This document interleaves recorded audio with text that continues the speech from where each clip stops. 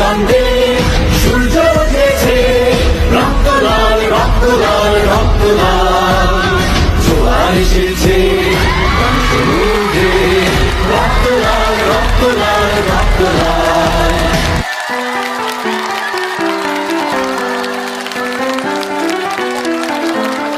Guys, আমরা এখন সেই সময় অবস্থান করছি যখন আমাদের বিজয় হয়েছে।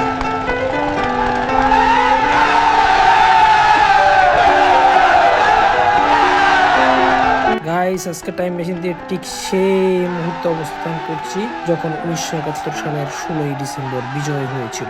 আপনি তো একজন মুক্তিযোদ্ধা, ভবিষ্যৎ বাংলাদেশ নিয়ে আপনি কি স্বপ্ন দেখছেন? বাবা, আমরা এমন এক বাংলাদেশের স্বপ্ন দেখছি যেখানে ক্ষুধা, দারিদ্রতা, অন্যায়, অত্যাচার, নিপীড়ন কিছুই থাকবে না।